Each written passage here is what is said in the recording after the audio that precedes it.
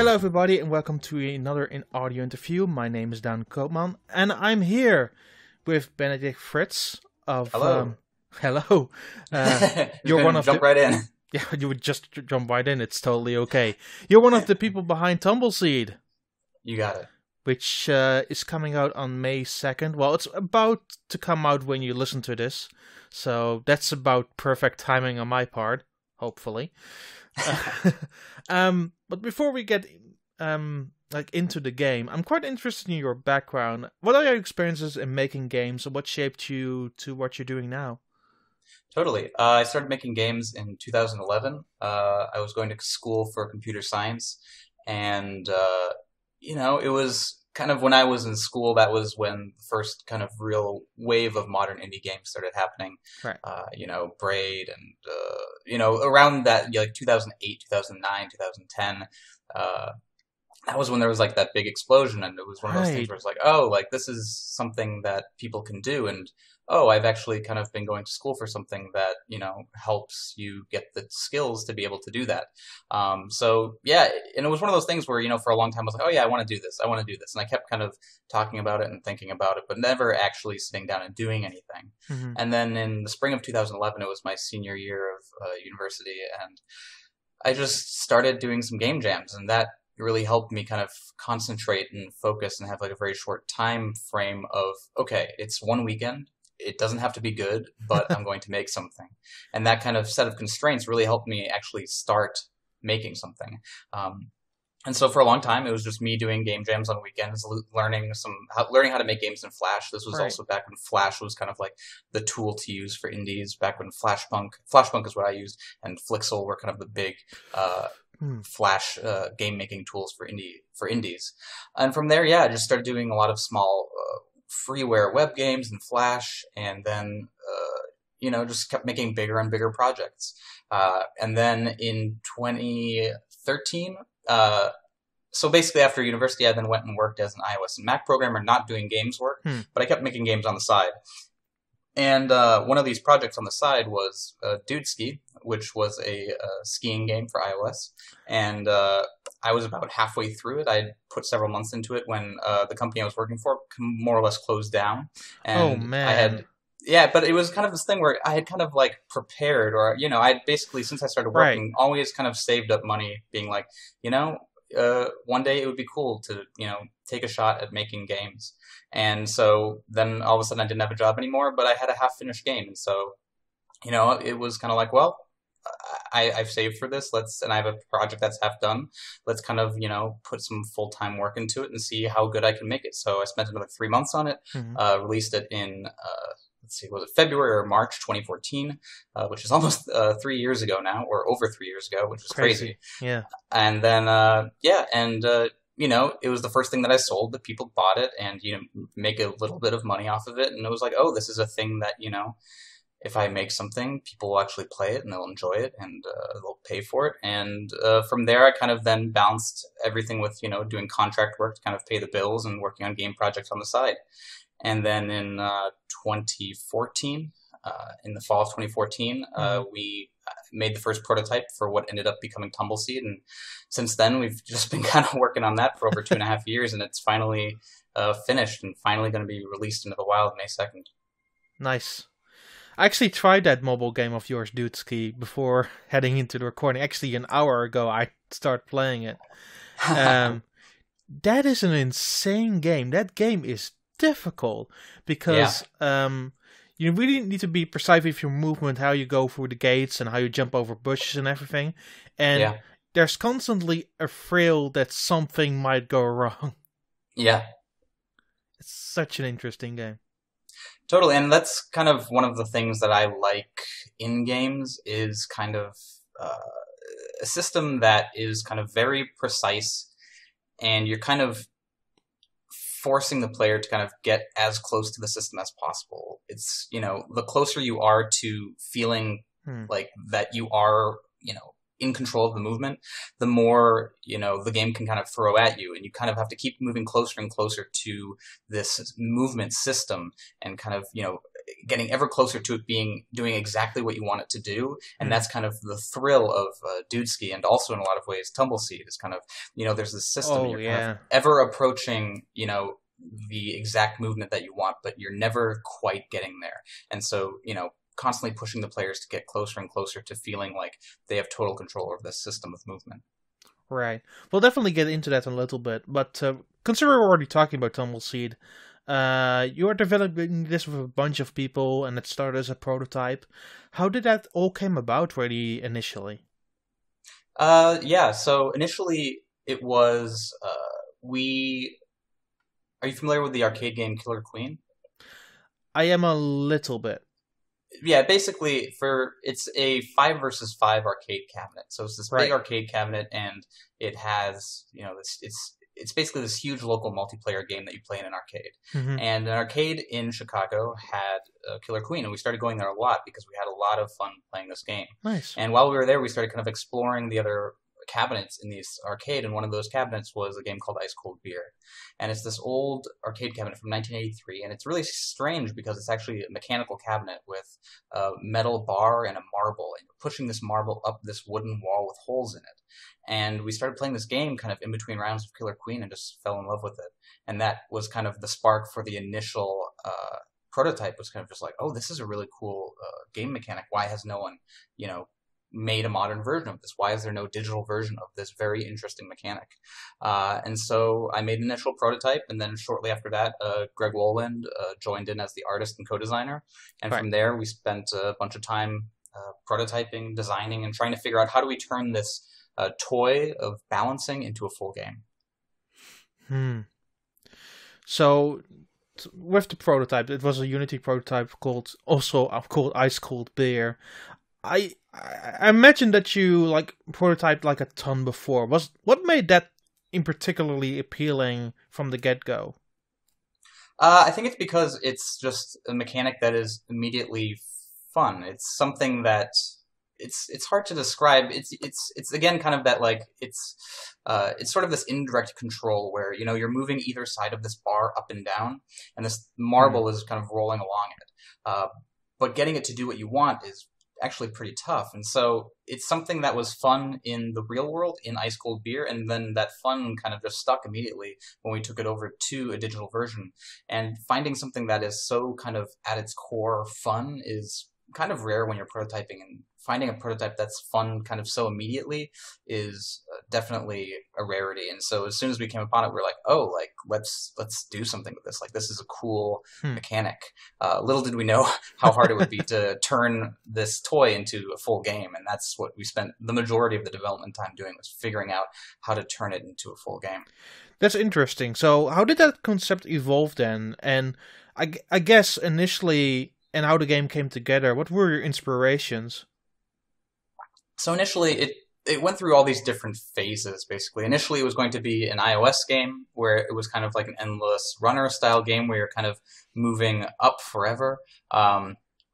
And the problem with all of these prototypes is that eventually they stopped being fun, and it took us a long time kind of to figure out why they stopped being fun. But so there was that version, which was kind of like an endless runner style game. Then we also had a kind of Legend of Zelda style dungeon crawler where you're moving from room to room and the camera was sliding. We had a more kind of Dark Souls style thing where there were these kind of bonfire checkpoints, and then there was a weapon system and you're upgrading that, but that wasn't fun after a while. Oh, man. There was even an arcade version where you weren't actually balancing anymore. It was the same kind of bar and marble mechanic, but you were actually tossing the ball with the bar, and it was kind of this very fast arcade thing where you're then kind of tossing this marble and it was bouncing off of walls. So we kind of went all over the map, and then eventually landed on something that was kind of mainly inspired in a lot of ways by Spelunky in terms of its structure and its mechanics, in terms of kind of the meta mechanics of okay, you're rolling, but what else? And so that's where kind of this world came from, where, you have 4 biomes, you start at the bottom every time, you're trying to get to the top, and then there's an upgrade system and you're getting different upgrades. There's a currency and you're kind of building an economy and balancing that with health and powers and what enemies happen to spawn, and all of the things that kind of are now kind of relatively common in the kind of roguelike genre, and kind of incorporating those ended up working out really well, and that's what formed the core of what the game is now. Wow, all the concepts you're describing, I imagine that game would have taken a very different direction if it ended up to be, especially the fast arcade one sounds insane. Oh yeah, no, absolutely. Like the degree to which these games are completely different games is extreme. Right. Well, I've played now a bunch of TumbleSeed, and I have to say, like, similar to Dudeski, and we kind of mentioned this already. I have there's a constant thrill just of climbing that road, and my initial question was, like, playing it, how do you maintain that balance so well? The balance of kind of the movement with the other stuff, or just kind of that sense of constantly wanting to climb higher? Yes, the last part definitely. So it's one of those. I think a lot of the pleasure in games is knowing what you want to do, but not fully being able to execute it, and that kind of disconnect is the thing that constantly kind of pushes you and motivates you to keep trying. Right. Because you follow, you're trying to get through this like tight little like nook in TumbleSeed, and you're trying to like slide between these two holes, and you fall in, and you know what went wrong. Like your brain fully knows, like, oh, what I did wrong is I didn't quite move right, and I know like what I should have done to do it right and to actually make it through, but I didn't quite get that. Let me try again, and that's kind of like that loop of I know what I was supposed to do, but I didn't quite get it, and I know that it was my fault, and now I'm motivated to try again because I still know what I have to do, and it's like right there for the taking, and I just have to execute it. Right. Going back to that first part of that answer, then, like the game is challenging. I was surprised by how much balance was required to perform well, and I found myself like constantly moving the sticks back and forth, and like, what am I doing? Is there a right way to go about climbing the mountain, or is it really depending on the feel of the player? The general thing that takes a while for players to kind of get comfortable with is that you kind of have to go slow. And you kind of have to be very kind of thoughtful and kind of actually plan out, like, instead of just kind of charging ahead, you just kind of often need to kind of pause and look up and then think like, okay, what's up here? What enemies are there? Where are they going? Where are the holes? What route am I going to take? And that kind of like mountain climbing style, like where's the path is sort of, that's kind of a piece of the movement and an element of the game that it often takes players kind of a while to kind of get accustomed to. And that's kind of one of the big humps of getting into the game, is kind of getting into that mode of, careful and thoughtful planning and execution. Yeah. I still have a little bit of problem with that, I'll be honest. Totally. Because I'm still in the phase where I just look at the holes around me and get really like paranoid where the perfect part is to climb up, because I will see like very small slivers of paths, and sometimes you just have those rounds where it just doesn't work out all that well. And I really try to just make the best of I can, but it has been a struggle sometimes. Totally, yeah. But it's a lot of fun for sure. Thank you. No worries. But what I like is also like the character with the various abilities, and that you actually use by collecting the crystals. How many powers are there, and can you name some of your favorites? Sure. So there's over 30 seed powers in the game. Some of my favorites are the bomb bud, and that's kind of, you roll over a plot of soil and you plant a little bomb, and that then has this big radius explosion. It does a lot of damage, but it will also damage you, so it's this really fun kind of combination of, it's super powerful, but at the same time, as soon as you plant it, you have to get out of there as quick as possible so that you don't get blown up as well. And so always that moment between kind of planting the bomb bud and it going off and you trying to run away while also hoping that the enemies kind of stay in the area close enough so that they get hit is one of my favorite kind of like interactions. Then I also really like the flood fruit, and that is you call down a rain cloud, and that basically it rains on all the holes and they fill in with water.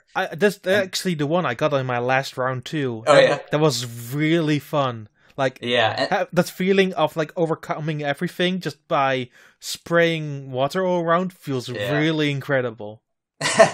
Yeah, and so that one is also one that combos really well with other seed powers. And so sometimes you'll find these really nice interactions. So for example, with the Flood Fruit, there's another seed called the Flail Seed. Right. And that is one where you kind of have this mace that swings around you as you roll around. And it's super powerful. But the problem is that you need to roll kind of fast so that this mace, this flail kind of actually swings around you. And so if you combo them where you first call down the rain cloud to fill in the holes and then use the flail seed, then you can kind of combo them together and have this nice rolling area so that you can swing it around safely. And so that's another one of my favorite combos is that combo of those two seed powers. Awesome. Like every time I play around in TumbleSeed, it just feels unique. How do you build the levels to keep them entertaining and also fun to explore? That took a really long time to figure out, and it's something that we constantly were changing. It's probably the thing that we like experimented with and changed the most throughout the whole development, because it's one of the few elements that kind of stayed consistent throughout the entire project. You know, we always had the balancing, except for like the arcade prototype, but for most of the development, we had the balancing. And the other part that we usually had was the random generation. And so we had like a very long time to kind of be like, okay, like what works, what doesn't work, what do we have to do to be kind to the player, when can we be mean to the player? And so there's just like a bunch of small stuff that kind of added up over the years that lets us kind of, you know, create something that is varied and, you know, unique and interesting. Yeah, it's just it's not something where I can say like this is the magic sauce, because it's really like one of those things that just kind of built up over time. And the other thing that's nice about it and that I think helps it feel varied is that it's not grid based. And a lot of games that are more randomly generated are often grid based, and you can kind of like see the seams a bit when it is on a grid, because you're like, okay, there's that piece and there's that piece. Whereas our game is much more circular, and everything is kind of just based on radius, and you know how far away is another thing based on its radius. And so that gives it a different feel, where it's not like you can see like, oh, this is a grid and here's this piece and here's this little set piece that I see a lot. I think that element of it also helps it feel a bit different than a lot of other games where there's generation happening.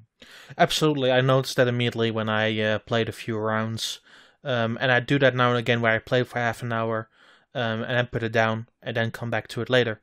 Yeah, that's honestly like the best way to play. And it's one of those things that is another thing that's kind of hard to often communicate to people. Like, it's both like that patience, like being patient, and then not being afraid to take breaks, because it is something that just consumes a lot of mental energy. So not being afraid to kind of like, you know, go for a run, give it your all, and then, you know, put it down and then come back like an hour later, because, you know, to have that patience and that focus, that just consumes a lot out of you. And it's hard to kind of maintain that focus until you've played for a while and you kind of are more comfortable with the game. Yeah, I guess for me it comes a bit more natural, because I'm actually born with a balance disorder.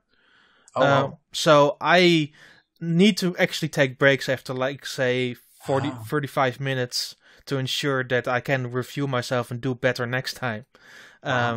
So I actually like force myself to take a break once and again. And actually, for all things considered, I had problems with a lot of other balance games before, and I seem to handle this one actually pretty well, all things considered.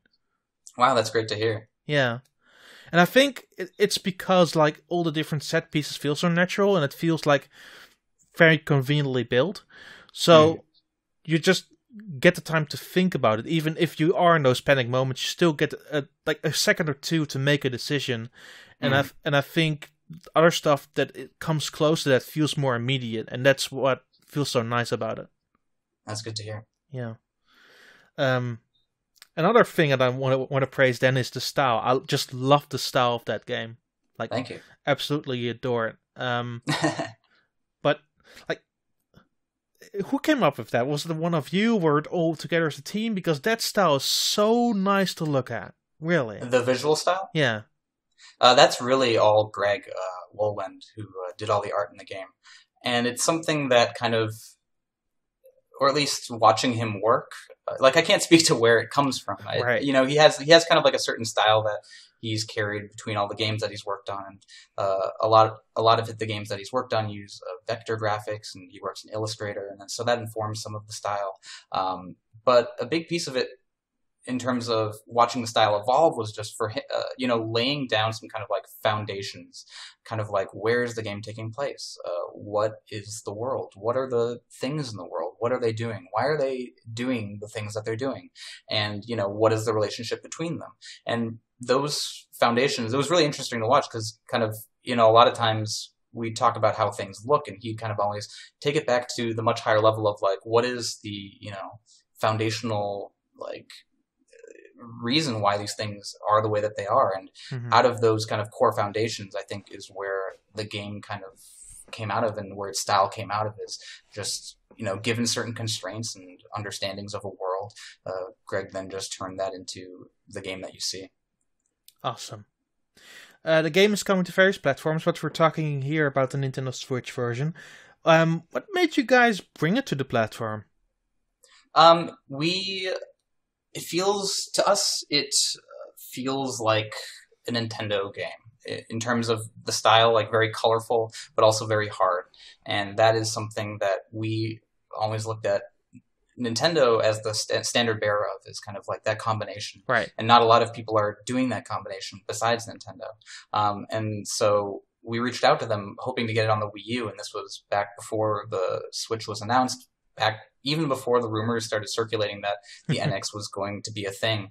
And so, we reached out and we're like, hey, we want to be on the Wii U. And from there, the conversation just developed to like, we think this would be a good fit for our new thing. And it just kind of happened to work out that after this very long development period, that our game was coming out around the same time that their new console was coming out. And awesome. It just happened to be a great fit. That's perfect. Naturally, you can play it in handheld mode, which is great, by the way. Thanks. But like the big selling point here is HD Rumble. How was that to implement, and what are your thoughts on that specifically? It was great. It was super interesting because it's also just something that not many games exist with, and so it's something that is kind of completely new. And I think from the start when we were talking to them, that Nintendo always kind of had in mind that this game would work well with HD Rumble. And so it was interesting because, for a time we were actually working on our implementation and we hadn't experienced 1-2 Switch or anything. And then we had a meeting with Nintendo and they're like, oh, you should try out 1-2 Switch. And we're like, yeah, because we're really curious. Like, we're implementing our own and we have a sense of like what it can do and what, how it works. And then like trying 1-2 Switch, we're like, whoa, we got to improve ours. So then we went back and did some more work on ours. So, it was like super exciting and super fun to work on just because it is so new. And I think it really adds something to the game, kind of giving you the sixth sense of where the seed is on the vine and how fast it's going. And even which one you have equipped based on kind of the texture of the rumble. It's definitely the first time I felt something so specific since that ball roll game in 1-2 Switch, to be honest. The marble game? Yeah, the marble game. Yeah, that one's crazy. This sort of feels similar to it, but it has more an attachment to the game, which because the game in 1-2 Switch feels very separate from the screen. Well, this works in conjunction with the game, so it feels sort of different in that sense for sure. Interesting, yeah. Yeah. So how was it like working with Nintendo in general? Were they open to the idea of bringing TumbleSeed to Nintendo Switch? Yeah. No, they were great to work with. And they were, as I said, kind of the first ones to suggest it before we even knew that it was going to be a thing. And, like I said, like we were just hoping to be on the Wii U, but they were the ones who were like, well, let's keep talking because we have something new coming and we think that it'd be a good fit.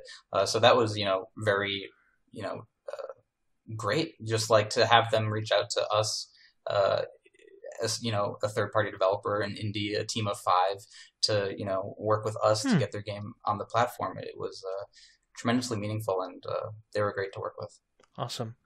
I think that is about the questions that I have. Do you have any final thoughts that you want to leave us with before we wrap it up, or have you things to say still, or is there anything that we haven't mentioned that you want to bring up? No, I think we covered a lot of it. Game's out on Tuesday, May 2nd, both in the US and Europe. And it's a challenging little game, but there's a lot of depth there with all the seed powers and all the strategy that comes with them. And we've been playing it for over 2.5 years, and we still have fun with it every time we go back to it, and it keeps surprising us. So we hope that players can discover that as well. Yeah, I will say for my money's worth, I would instantly recommend this game if you want something like really challenging and fun to play, because if you're searching for something that you constantly can keep playing regardless if you've already finished it or want something to constantly come back to, like, that game is perfect for that. Because, well, thanks, that means a lot. yeah, because like the variables in the levels and what you offer, like, constantly change, and not every round is the same, and you have some bad dots in it, but that's the nature of a roguelike game, and I feel that the rolling elements combined with that make for something like really unique. Thanks so much. No worries. And I think that's it then. I want to thank you so much for having this interview with me. Thank you for having me. It's been really fun. And I want to say, well, hopefully you will listen to the next one.